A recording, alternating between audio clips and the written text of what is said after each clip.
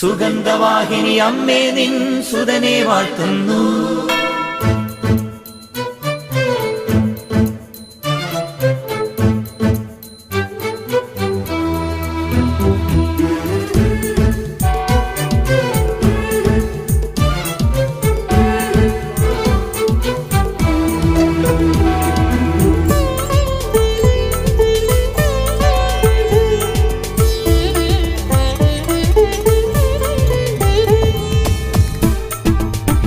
സ്നേഹമുള്ള സഹോദരങ്ങളെ, പ്രഭാതവന്ദനം.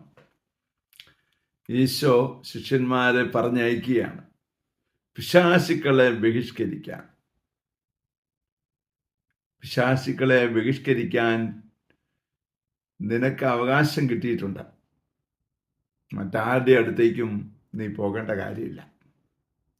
ഈശോ പറയുകയാണ്, നിനക്ക് പിശാചിനെ ബഹിഷ്കരിക്കാൻ സാധിക്കും. എങ്ങനെയാണ് നിനക്ക് പിശാചിനെ ബഹിഷ്കരിക്കാൻ സാധിക്കുന്നത്? ആദ്യം നീ നിന്നിലെ പിശാചിനെ ബഹിഷ്കരിക്കണം. എങ്കിൽ മാത്രമേ നിനക്ക് ബഹിഷ്കരിക്കാൻ സാധിക്കുകയുള്ളൂ. ഒന്ന് ആലോചിച്ച് നോക്കിക്കേ, ഞാൻ പിശാചിനെ കൊണ്ടു നടക്കുകയാണെങ്കിൽ ഞാൻ എങ്ങനെ പിശാചിനെ ബഹിഷ്കരിക്കാൻ പറ്റും? വേറൊരാളോട് എങ്ങനെ പറയാൻ പറ്റും?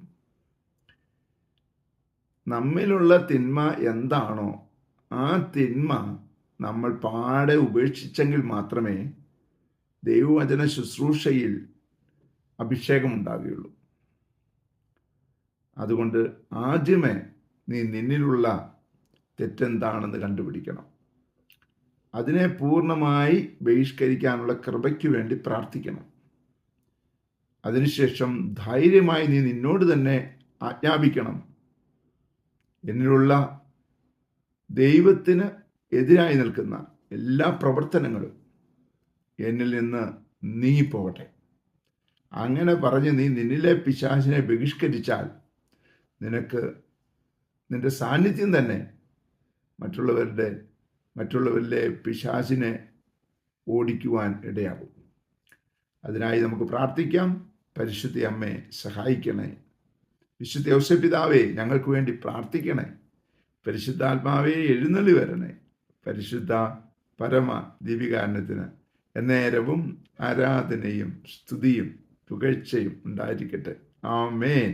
നമ്മുടെ കർത്താവായ യേശുക്രിസ്തുവിന്റെ കൃപയും പിതാവായ ദൈവത്തിന്റെ സ്നേഹവും പരിശുദ്ധാത്മാവിന്റെ സംസർഗവും സഹവാസവും സ്നേഹവും ശക്തിയും കൃപയും എല്ലാ അനുഗ്രഹങ്ങളും സമൃദ്ധമായി നിങ്ങൾ ഏവരോടും കൂടെ ഉണ്ടായിരിക്കട്ടെ, ഇപ്പോഴും എപ്പോഴും എന്നേക്കും. ആമേൻ. സുഗന്ധവാഹിനി അമ്മേ നിൻ സുതനെ വാഴ്ത്തുന്നു.